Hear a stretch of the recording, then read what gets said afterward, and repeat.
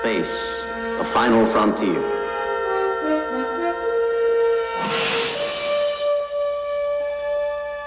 These are the voyages of the starship Enterprise. Its 5-year mission: to explore strange new worlds, to seek out new life and new civilizations, to boldly go where no man has gone before.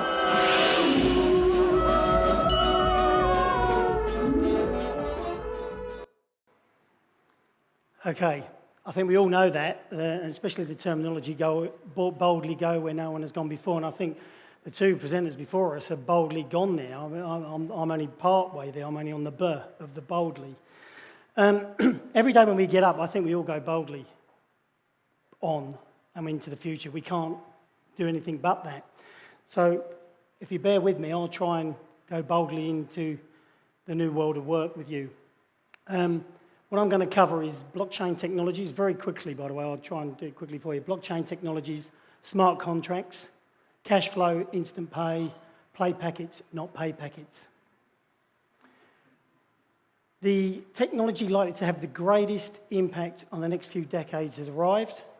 It's not social media, it's not big data, it's not robots, and it's not even AI.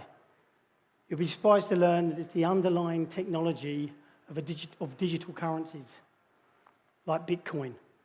Some people may know Bitcoin, some may not. It's called blockchain technology. Hands up all those who have heard of blockchain technology before I mentioned it. Hands up who knows what it does. Hands up who work in it. Okay. I'm going to do a few slides now from a TED talk by Don Tapscott. And it was done in June 2016. It's all about how blockchain is changing the world and making our revolution. Blockchain basically is a giant ledger. It would help us control all of our assets, financials, money, contracts, art, music, energy, and our own identity. Also land. And that's just to name a few. We've had the Internet of Information, and when I send you an email or a PowerPoint, I'm actually sending you a copy of that. Sending you a copy of something is not a good idea because I can change it and you can change it. Let's put it this way. If I was to send you $100, you'd hope that I haven't still got that $100, that you've actually got that $100. Don goes on to say that it's being called the Internet of Value. Now let's see a little part of his TED talk, so that we can all understand what blockchain is, because he'll explain it far better than I could. To the technology, I call this the trust protocol. Now you're probably wondering, well, how does this thing work? Fair enough. Assets, digital assets like money to music and everything in between, are not stored in a central place, but they're distributed across a global ledger using the highest level of cryptography. And when a transaction is conducted, it's posted globally across millions and millions of computers. And out there around the world is a group of people called miners. These are not young people, they're Bitcoin miners. And they have massive computing power at their fingertips, 10 to 100 times bigger than all of Google worldwide. And these miners do a lot of work. And every 10 minutes, kind of like the heartbeat of a network, a block gets created that has all the transactions from the previous 10 minutes. And then the miners get to work trying to solve some tough problems. And they compete. And the first miner to find out the truth and to validate the block is rewarded in digital currency, in the case of the Bitcoin blockchain with Bitcoin. And then, this is the key part, that block is linked to the previous block and the previous block to create a chain of blocks, and everyone is time-stamped, kind of like with a digital wax seal. So if I wanted to go and hack a block and say, pay you and you with the same money, I'd have to hack that block, plus all the preceding blocks, the entire history of commerce on that blockchain, not just on one computer, but across millions of computers simultaneously, all using the highest levels of encryption in the light of the most powerful computing resource in the world that's watching me, tough to do. And this is infinitely more secure than the computer systems that we have today. Blockchain, that's how it works. So the Bitcoin blockchain is just one. There are many. The Ethereum blockchain was developed by a Canadian named Vitalik Buterin. He's 19 years old. And this blockchain has some extraordinary capabilities. One of them is that you can build smart contracts. It's kind of what it sounds like. It's a contract that self-executes. And the contract handles the enforcement and the management, performance, and payment. The contract kind of has a bank account, too, in a sense, of agreements between people. And today, on the Ethereum blockchain, there are projects underway to do everything from create a new replacement for the stock market to create a new model of democracy where politicians are accountable to citizens. That last bit there, the politicians accountable to citizens, is a really interesting one. This year there was a political party in Australia called voteflux.org. I don't know if people have heard of it, but look it up. And they stood at this election, and they are basically run off blockchain, and they have got a mandate that they will listen to you on they'll feed you on their phone what they're going to do today in Parliament, and you will tell them what you'd like them to do.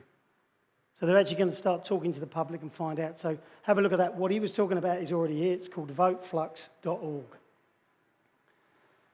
He also goes on to say that this will be the 5 transformations for a prosperous world, protecting rights through immutable records, creating a true sharing economy, which I like the sound of that last bit, sharing economy, ending the remittance rip-off. The banks are on warning. The banks have been put on warning. I think you might have seen them in the paper now. They're going to be out of business soon. We are going to be the banks. With blockchain and Bitcoin, you can have your own wallet of money.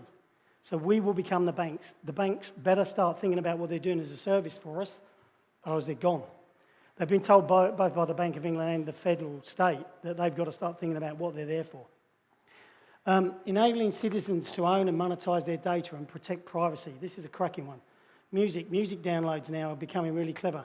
When you download a piece of music, if it's been put on a blockchain smart contract, it means that you can have your money given to you for that piece of music that you personally download.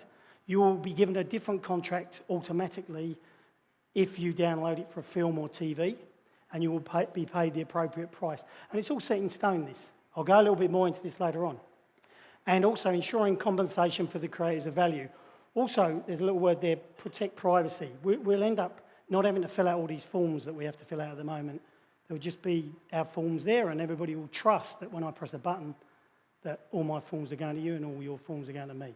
And once again, I'll go on to that. So if you get an opportunity to look up his full video on this, it's fascinating. His name's Don Tapscott, and it was done in June 2016. I'm going to talk a little bit about smart contracts now. Smart contracts are the future of contracts. They will be globally accepted. And I know of one solicitor who has now turned to becoming a blockchain specialist just because he sees the potential in these global contracts, and he happens to be in this room. And he's a solicitor, and he sees the potential of blockchain global contracts and some other stuff, smart stuff he's doing. With smart contracts, you will only have a couple of areas you've got to fill in. Just complete 2 parts. The rest of the contract is just there, and it just does what it does. Don't do this, don't do that, all that sort of stuff. The 2 parts in this particular example I'm talking about will be like how much and what for. So all you're going to want to know is how much or what for. And it will also allow people to work globally and receive payment in either a local currency or the global currency, whether that be Bitcoin or other global currencies that will start appearing. What about this? What's your name at the front here? Beata. I bet you've got a lovely house, Beata, haven't you? Worth about 1.5 million, maybe 2 million, who knows? I can actually come, this technology, I'll be able to come to your house, or you'll show me around your house, and you'll say, right, it's worth 2 million, I'll agree to pay 2 million, I'll get my phone out. I'll press in the 2 million and send it to you, a bit like a text. You'll have it beep on your phone, you'll press accept, and at that point, the money's moved, All the documents have moved, and I can walk into your house, give me the keys, and you're happy because you know you got the money. Sale done. If you look at a car, it's going to be just as quick. Same thing. If you've got a car, say $10,000, you sit in the car, you drive it around. As you leave the car, you just put in, I'm going to give you $10,000, press a button, you accept the $10,000, they walk off, I drive away in the car. The RTA, everybody's got everything. Done. Think about it. It's powerful stuff. Timesheets triggers instant payment. How does all this fit in with the new world of work? This is just one way the blockchain, smart contracts and instant pay could be used going forward. If you have a consultant at a client site or you have consultants working for you through a third-party consulting firm, salary management company, this is how the future might look. The timesheet triggers an instant pay. So the timesheet is completed electronically. The timesheet is accepted by the client electronically. This links to the accounting package that you run in your company electronically and produces an automatic invoice. The client accepts the invoice. Funds are instantly remitted to the company's bank. This automatically links to the company's accounting system and instantly works out the PAYG payments and pays them. And instantly pays the individual into his bank account. Voila, instant payment. Now, the time that it took to do that slide is how quick the money's going to move, the contract's going to move, and the whole transactions. That's what's coming. It's actually here now, it's just in little bits. And I'm actually, at the moment, discussing with a blockchain specialist how to create the app that will do this. Salary management. Generation Y's, or when I looked into the e-book that I was looking at and looking at what's going on in the future, etc., and what can I put into the book, I came across a lot of things that said Generation Y's are making it clear they intend to be their own bosses. I think it goes a lot deeper than that. I think it goes right into the workforce. I think every individual wants to control their own financial destiny. They want to control how their income, their taxes, their super contributions are made, as the government's model isn't quite working for them. They are looking for flexibility and independence within the employment model. At the same time, employers are noticing this and changing their views on the way they may hire. We are all used to people who are employed being paid through a PAYG system. Why? It's just what we're used to. In the future, what if you could pay the employee like a contractor, but employ them as a member of staff, holiday, sick leave, whatever? What if they could get financial advice? What if they could increase their net take-home pay? What if they could choose how they play with their pay, which is play packets, not pay packets? What if you could employ someone but outsource the liability and compliance to a third party? What if you could give your employee the ability to maximise their income? What if they could get all the perks of a contractor under a PAYG system? The new world of work will demand this form of flexibility and freedom of payroll and employees. Think play packets, not pay packets. Here's your traditional employee working for a company. What that employee would like to do in the future is the opportunity to play with his income just like a contractor. Let's put him over here amongst the salary management company, financial advisor, and perhaps a money broker. He would still be on normal PAYG in the company, and in their eyes, he will be part of the culture, sick leave, holidays, workers' comp, the whole gambit of being employed. The payroll would be outsourced to, say, a salary management company. The salary management company will take over all the compliance for that company. They will also look to play with the employee's pay to maximise the net take-home pay.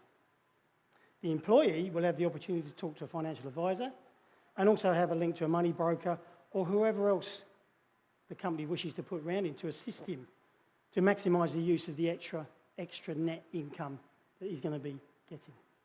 This will allow the employee to be in charge of their own financial future while still being employed by you. Play packets, not pay packets.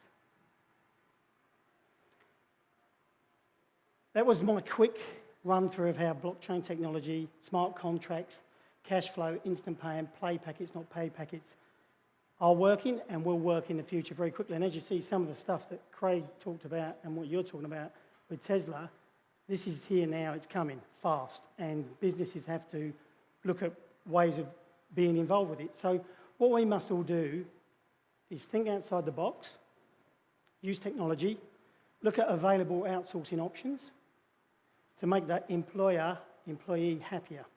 The employer then just has to create the culture and the normal working environment that adds a better dimension to the individual's personal employment conditions.